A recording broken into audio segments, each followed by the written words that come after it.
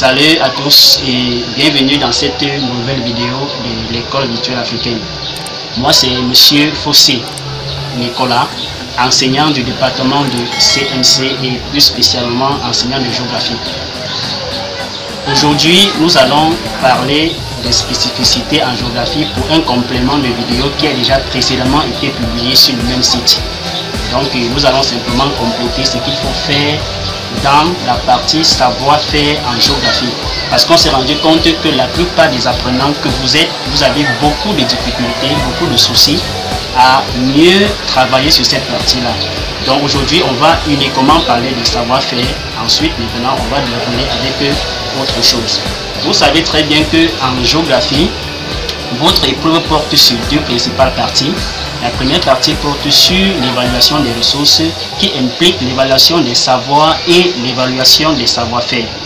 L'évaluation des savoirs, généralement, vous le savez déjà, est généralement résolue entre 10 et 15 lignes, des questions qui portent entièrement dans le cours.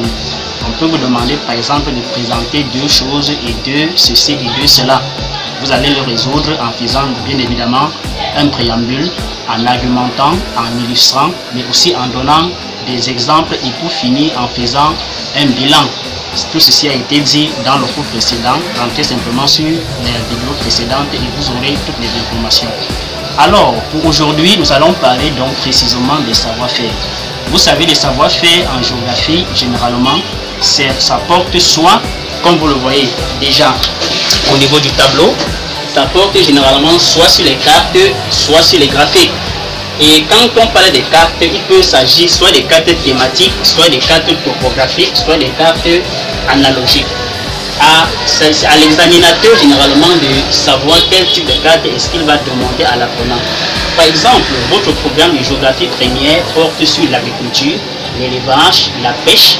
On peut vous demander sur la carte du Cameroun, sur la carte de l'Afrique, sur la carte du monde, de représenter des zones agricoles, de représenter des zones d'élevage, de représenter des zones de pêche, en fonction de ce que l'examinateur cherche à ressortir chez l'apprenant. On peut vous demander donc tout ce qu'on pourra sur une carte. Ça peut être la carte même de Douala si vous le voulez. On sait que Douala est une ville économique et vous savez également que vous avez une leçon qui porte sur l'industrie en première. On peut vous demander de localiser ou bien d'identifier une industrie dans la ville de Douala. En ce moment, il faudrait savoir qu'à Douala, on peut retrouver l'industrie dans des zones industrielles. Ça, c'est pour le cas des cartes uniquement. Parlant des graphiques, les graphiques en géographie sur les savoir-faire portent plus précisément sur les diagrammes circulaires, les diagrammes en bâton, les diagrammes en bande et la courbe de l'évolution. On va un peu procéder cas par cas. C'est quoi un diagramme circulaire? On appelle encore généralement ça le camembert. Donc vous pouvez voir ça à l'examen, on vous dit plutôt construire le camembert. N'allez pas accuser le sorcier, le camembert veut simplement dire diagramme circulaire. Alors, un diagramme circulaire se construit avec des étapes. On ne se lève pas un matin, on trace un diagramme circulaire. Il y a des étapes à respecter. La première étape à respecter, c'est de faire ce qu'on appelle la somme des modalités. Ça veut dire, on va vous donner un tableau par exemple, qui va comporter les différentes données. On peut y avoir peut-être les années avec les taux de production. Il faut résumer, il faut additionner les taux de production. Par exemple, 10 plus 20 plus 10, ce qui va donner 20 plus 10, ce qui fait 30 plus 10, ça fait 40. 40 va constituer la somme des modalités. Ça, c'est la première étape. Vous mettez 10 plus 20 plus 10, ça fait 40. Par la suite, il va falloir maintenant que vous calculiez les angles au centre, ce qui se fait en mathématiques. Et comment est-ce qu'on calcule les angles au centre? On va poser l'opération. Si 10 par exemple, si 40 autant pour moi, correspond à 360 degrés, qui est la valeur d'un cercle complet, 10 qui représente une valeur unique représentera combien? Règle de 3, ça va donner 10 fois 360 divisé par 40. Vous aurez bien évidemment l'angle au centre de cette modalité-là. Et vous allez procéder ainsi de suite pour les autres modalités. Par la suite donc, après avoir calculé les angles au centre, vous allez tracer le cercle en lui-même. Et le cercle se trace généralement avec un compas et un crayon bien taillé. Par la suite, vous allez simplement répartir les différentes portions, comme vous voyez dans ce diagramme illustré ici. Les différentes portions vont être représentées dans le cercle avec un rapporteur. Et dès que c'est reporté dans le cercle maintenant, vous devez faire la légende, parce que le diagramme se fasse soit en crayon, soit avec des figurés tels que vous voyez comme ceci, ça se fait avec des légendes. Il va falloir que à la fin qu'on sache que les traits horizontaux correspondent à telle chose, les traits verticaux correspondent également à telle autre chose. Si par exemple ici c'était élevage, vous marquez ici élevage. Si là c'était la pêche, vous marquez effectivement là la pêche. Et n'oubliez pas aussi que le cercle doit avoir les pourcentages. Si l'angle au centre donnait peut-être 10, vous marquez les mêmes 10 aussi. Si c'était 20, vous marquez peut-être également les 20. Ça peut être à l'extérieur comme à l'intérieur, c'est aussi juste. Donc voilà ce qu'il faut faire en général pour ce qui concerne le diagramme circulaire. Sans plus tarder, on va directement passer au diagramme en bâton. Contrairement au diagramme circulaire, le diagramme en bâton ne se construit pas en respectant, en calculant comme certains apprenants le font. On ne calcule absolument rien sur le diagramme en bâton. Le diagramme en bâton tel qu'il est illustré sur le schéma ici se trace sur deux principaux axes. Vous avez l'axe des abscisses, c'est-à-dire la barre horizontale. C'est ça l'axe des abscisses. L'axe des ordonnées qui est la barre verticale, séparée par le point d'origine 0. Et les orientations ci sont généralement notées. Ça peut porter ici soit des années, là, les taux en pourcentage. Ça va dépendre du tableau qu'on vous a donné. Et dès que vous mettez les années là, vous mettez peut-être les taux en pourcentage, vous devez graduer. Parce qu'on voit les apprenants qui mettent ici là peut-être 0, après on voit simplement 1, 2, 3 et ils mettent les valeurs sans graduer. Il faut graduer en fonction du tableau qu'on vous a donné. Et dès que vous graduez maintenant, vous représentez vos différentes valeurs dans le diagramme en bâton en lui-même. Ici c'était les années, vous marquez là peut-être 2010, 2020, 2030, ainsi de suite. Les années se porteront sur la barre en elle-même.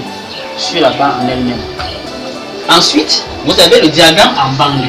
Vous voyez très bien que contrairement au diagramme en bâton, la bande a une épaisseur un peu plus grande. Il s'agit effectivement d'une bande. Elle se construit, cette bande-là, de la même façon que le diagramme en bâton, parce que vous avez là effectivement l'axe des abscisses, l'axe des ordonnées, mais aussi également le point d'origine 0. Et n'oubliez pas toujours qu'il faut orienter. Qu'est-ce qu'il s'agit ici? Est-ce que c'est l'année? Est-ce que ce sont les cultures? Est-ce que ce sont les populations? Ça va dépendre du tableau qu'on vous a donné. Et l'axe des ordonnées porte généralement les pourcentages. C'est à vous de voir. Et dès que c'est construit généralement, si c'est pour le cas du diagramme en bande, vous pouvez mettre les pourcentages ici. Si peut-être c'était 10%, vous marquez également ici 10% au-dessus. Si c'était là 20%, vous marquez aussi 20%, ainsi de suite. Et ça va différencier le diagramme en bâton du diagramme en bande, du diagramme en bâton. Et pour terminer, nous avons là la courbe. Et là, c'est un peu plus délicat. Parce que la courbe se construit différemment des diagrammes en bande ou en bâton. La courbe généralement se construit avec des nuages de points. Quand vous voyez souvent en physique, on vous parle des nuages de points. C'est quoi? Vous allez par exemple avoir toujours l'axe des abscisses, l'axe des ordonnées, le point d'origine 0. Si peut-être en 2010, on avait par exemple 20, vous marquez 20 en un seul point comme ceci. Si en 2020 vous avez 40, vous marquez 40 également là. En 2030 vous avez 50, vous marquez 50. Après vous allez relier les différents points pour former une courbe. Vous allez relier les différents points pour former une courbe. Et dès que la courbe est formée, il y a trois possibilités. La courbe peut être croissante, telle que vous voyez sur la figure numéro 1. Cette courbe-ci, elle est croissante parce qu'elle monte. Vous voyez, elle quitte là et elle monte, donc elle est croissante. La deuxième possibilité, c'est pour le cas de la figure numéro 2. La courbe peut être décroissante. Elle peut être décroissante. Et pour terminer, la troisième possibilité, elle peut être également constante. Alors, lorsque la courbe est montante, qu'est-ce que cela signifie? Lorsque la courbe est décroissante, qu'est-ce qu'elle signifie? Lorsqu'elle est constante, qu'est-ce qu'elle signifie? Cela nous pousse directement à la question B. Parce qu'à la question B, généralement, on vous demande de commenter le diagramme. Et la plupart des apprenants que vous êtes, vous avez beaucoup de difficultés à ce niveau-là. comment est-ce qu'on commente un diagramme? Il ne s'agit pas ici de faire encore un préambule comme on le fait à l'évaluation des savoirs. On voit des apprenants qui vont encore aller là-bas définir. Non, vous ne définissez absolument rien. Pour répondre à la question B des savoir-faire, vous utilisez des expressions simples. D'après le diagramme construit, nous constatons que, c'est-à-dire ce que vos yeux constatent, ce que vous voyez, ce que vous observez. D'après le diagramme construit, nous constatons que la courbe a une allure croissante. La courbe a une allure décroissante, si c'est le cas. Ou bien pour terminer, la courbe a une allure constante. Voilà ce qu'il faut dire, des expressions simples.